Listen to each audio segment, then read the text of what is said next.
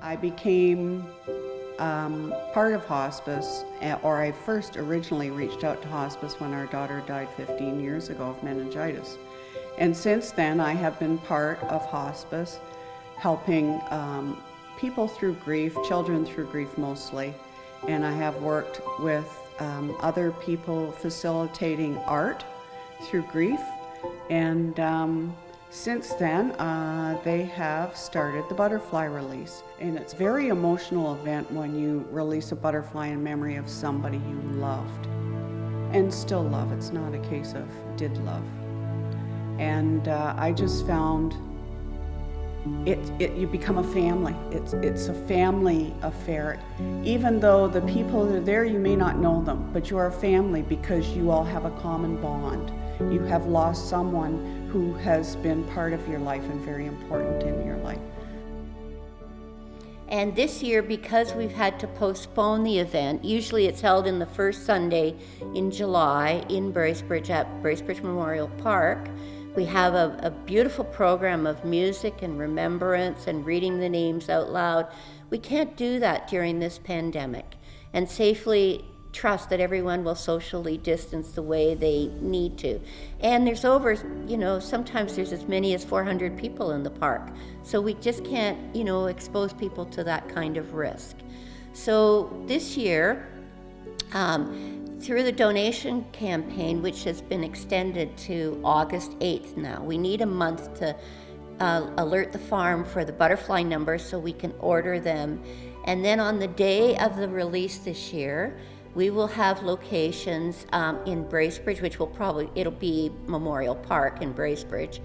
We'll find a location in Gravenhurst and one here, it'll probably be Andy's house, where people can come, pick up their butterflies, take them home and release them from home so that they have that spiritual experience of being in tune with, and so many times people say the butterfly takes on the life of the individual.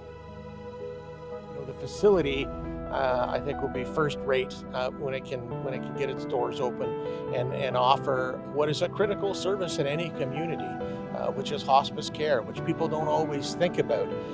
But when people get to that stage in their life and they need that type of care, it can make all the difference, not only to them, but to the family members, to have the comfort knowing that they're receiving that type of care in that setting. So they have done yeoman's work over many, many years to put this project together and see it through. And they're so very close to the finish line. Of course, COVID's got in the way of that too.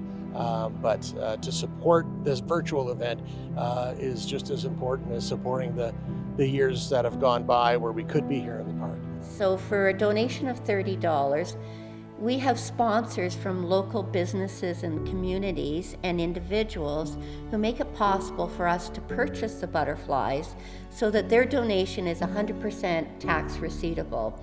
And so we give them a gift of the butterfly, one butterfly for their donation of $30. For a donation of $100, families can have 4 butterflies. So it might be one person that 4 family members can each remember, or it might be 4 individual different family members. So from 9 to 11 on the day of the release, which is Sunday, September 13th, from 9 to 11, they can bring their insulated cooler bags, a freezer pack and a tea towel to wrap the pack up in so the butterflies aren't frozen, they're just kept cool. And they can take them home, and actually they can leave them as long as they keep them cool and not too cold for as long as they need, because then when they sort of take them into the warm atmosphere, they come alive. They're in a little box, and you open the box and out they come. And to me, releasing a butterfly is like rebirth, and it's almost like I don't know what the word is. I don't know the word I'm looking for. Rejuvenation, rebirth. It's like starting a fresh start. So that's what it means to me.